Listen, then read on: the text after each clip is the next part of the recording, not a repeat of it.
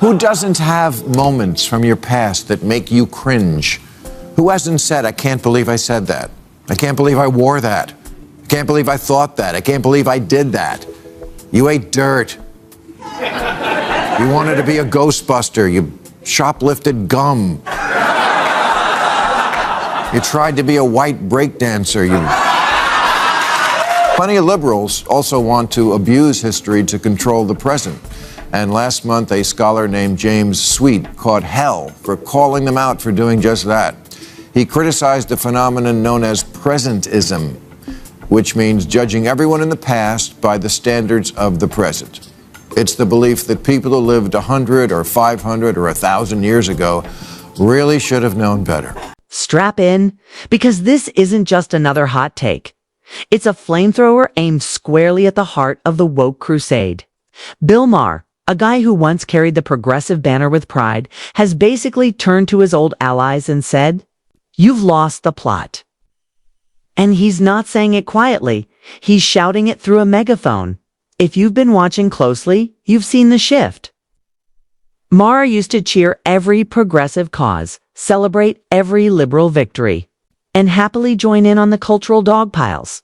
But lately, he's looking at the mob, realizing it's starting to resemble the very thing it claims to despise, and slamming on the brakes before the whole thing goes off a cliff. And let's be real, we've all had cringe moments in our past. The embarrassing outfits, the bizarre childhood dreams. Yes, Mom. I really thought I'd be a Ghostbuster. Maybe even stealing a stick of gum because you thought you were a rebel. Dumb choices are part of being human. So when Maher calls out the insanity of judging people from centuries ago by today's moral standards, a little trap. It's called presentism. He's not defending bad behavior. It's defending perspective. Expecting someone in 1525 to think like someone scrolling. TikTok in 2025 is absurd. But here's the rub. The woke mob doesn't do perspective. They do absolutism. They demand that today's rules apply to everyone's past, present, and future. And if you slip, you're toast. That nobody ever gets canceled for being too woke. So you can say the craziest thing, like men can have babies, and then nobody will, even though people are thinking, well, that's kind of nuts, nobody will say it. They'll just fall in line. Yeah, exactly. That's what I've always thought. Men can have babies. Sure. I saw a dude who was glowing yesterday. I mean, and that's the problem. And it's totally insane. Cowardice. Yes, it is. It's moral cowardice, isn't it? It's intellectual cowardice. But it also comes from a place of reality, that fear, because they see people around them literally getting cancelled, getting shamed and abused and hounded out of jobs. And they think, I don't want to. One. Maher's been hammering the same point.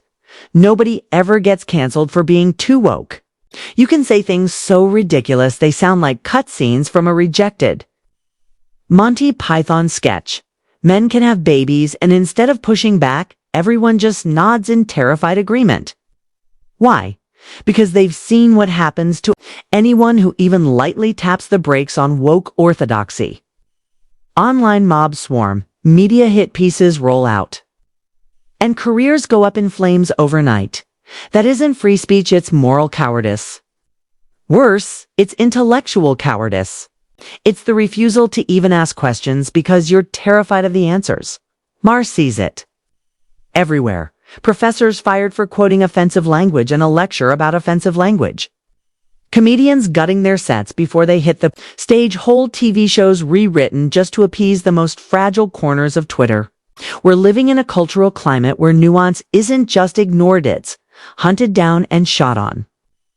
The number of stories I've either covered on the show or just read about of professors at colleges, which are supposed to be the bastions of free speech, who said something that was just an opinion. One guy, that was one different. Professor in America, he gave a lecture for 25 years about the use of offensive language. And then some students complained about his use of offensive language in the lecture about offensive language.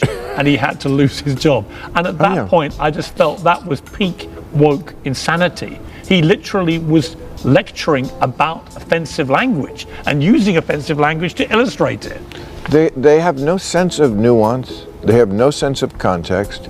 They just know certain buzzwords or certain concepts are out of limits, off limits, and since social media is just a bunch of 111, and then there's social media. Oh boy, if the founding fathers had Twitter, half of them would have been canceled before the ink on the Constitution even dried. What was once supposed to be the modern public square has devolved into a gladiator pit, where nobody debates ideas. They just try to humiliate their opponents for sport. It's gotten so toxic, it's spilling into real life. People won't even date across political lines anymore. Picture this. You're on a date. Everything's clicking, you're laughing, vibing, maybe even thinking this could be something. And then comes the question, so, did you vote Republican? Boom. Check, please. That's not politics. That's tribalism dressed up as virtue. Maher calls it out because he remembers when liberalism actually stood for something, lifting people up, tolerating different viewpoints, and fighting for equality without nooking everything in sight. But the woke movement twisted that into a circus. It's no longer about making the country better. It's about catching people in slip-ups, shaming them for sport, and flexing moral superiority while doing nothing to fix a single real world. Noxious about that side of things. That just idea of we're not really lifting people up. Liberalism is about lifting people up, not catching people. And tolerating people. It's not about white self-loathing. Yes.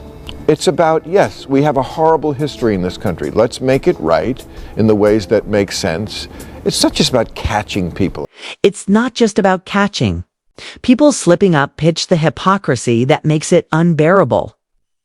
We live in a country that's made staggering progress in the last 70 years. Women vote, own property, run Fortune 500 companies. Civil rights have expanded farther than any other era in history. Barriers in business, politics, sports, you name, it have been shattered. And yet the woke crowd stomps around acting like we're trapped in some dystopian hellscape worse than Russia or North Korea. Seriously, how do you even compare a country where you can roast the president on live TV without fear of prison to a dictatorship where a single wrong thing gets you disappeared? But they do it anyway, because acknowledging progress means admitting they've actually won some battles. And if they've won, what's left to rally against? I think that really is kind of the center of the country. Old school liberalism, take a victory lap. You kind of won on a lot of things, but it's another funny pathology of liberals. They don't want to acknowledge progress because they somehow feel like if I acknowledge progress, well, then I'm not as authentic a progressive. It's right in your name. And that's what you're selling, progress. And there's the Trump factor. It's a place where Maher really parts ways with the left. The endless obsession with taking Trump down through court cases. Maher flat out warned them this was going to backfire. Dragging him into court over something like the Stormy Daniels case might have given MSNBC viewers a sugar rush. But too, much of the country, it didn't make Trump look guilty, it made him look like a political martyr. Donald Trump, all this legal mayhem that's flying at him, does it actually empower him? Does it have the opposite effect, perhaps, to what the Democrats would hope it would have? Yes, well, that was the end of the show tonight when I was talking about the Stormy Daniels issue. I mean, it's always going to strike people as sex. When it's about getting a guy for sex, I don't think they should have discouraged. I guess Alvin Bragg can do what he wants. But if I was the president or somebody, I would have discouraged him quietly. Let's not do this one, because we're gonna see Trump hauled into court as we did, and that's going to be the big story, and it's going to be just high fives on MSNBC. And look, I was thrilled. The wall-to-wall coverage didn't kill Trump; it resurrected him. Instead of ending his career, they supercharged it. It was like trying to put out a fire with gasoline. All you get is a bigger blaze. Maher also loves pointing out the absurdity. In Hollywood, he notes how movies made just 15 years ago by the same liberal, woke-approved directors and actors would now get ripped to shreds for not meeting today's diversity quota. Not because the story needed it, but because the checklist demands it. This isn't about authentic representation anymore. It's box ticking and virtue signaling dressed up as progress. And in the process, they're strangling creativity. Characters feel shoehorned into films just to make a political statement instead of serving the story. Entire scenes exist just to scream, "Look how progressive we are," instead of actually entertaining. That's not art. That's propaganda in a glossy package. You watch movies from only a decade or so ago, and they were made in a way that today would get you burned at the Twitter stake. It's complicated. From 2009, to name just one of many I could choose, was made by a who's who of the most blue ribbon certified Hollywood liberals, woke approved and Democratic Party contributing, from the stars to the producers to the director. But it apparently occurred to none of them to have any kind of minority in the cast. You would need a divining rod to find a person of color within 500 feet of this movie set.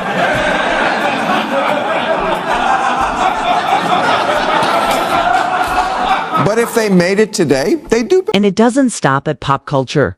The woke crusade has gone after America's most celebrated historical giants: Lincoln, Washington, Jefferson, even Teddy Roosevelt. Statues get toppled, schools renamed, and legacies boiled down to a single flaw. As if a man's entire life should be erased for his worst moment, if that man helped build the very freedoms critics now enjoy. It's historical arrogance. At its peak, judging people in 1776 as though they were tweeting from an iPhone. In 2025. Liberals also want to abuse history to control the present. And last month, a scholar named James Sweet caught hell for calling them out for doing just that. He criticized a phenomenon known as presentism, which means judging everyone in the past by the standards of the present. It's the belief that people who lived 100 or 500 or 1,000 years ago really should have known better. Calls this out because he knows that without historical context, you can't understand progressing without understanding progress. You can't protect it. Every nation and culture has dark chapters in its past. Slavery wasn't invented in America. It existed everywhere from the Sumerians to the Romans to African kingdoms, and yes, the early United States. Yet the woke movement frames it as if America personally dreamed it up in 1619. That's not education, it's activism dressed up as history. Into the persons we would become, and humanity writ large is just the collective version of that. Did Columbus commit atrocities? Of course. But people back then were generally atrocious. Everybody who could afford one had a slave, including people of color. The way people talk about slavery these days, you'd think it was a uniquely American thing that we invented in 1619. But slavery throughout history has been the rule, not the exception. The Sumerians, the Egyptians, the Greeks, Romans, the Arabs, British, the early Americans, all the way up through R. Kelly. Maher's message is simple. You can acknowledge the horrors of the past without erasing the people who built the present. You can fight for equality without strangling free speech. You can push for change without turning the country into a cultural minefield.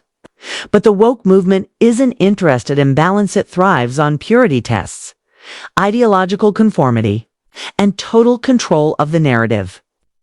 Maher's shift toward the center isn't about becoming conservative. It's about drawing a line and saying, enough. Because here's the truth.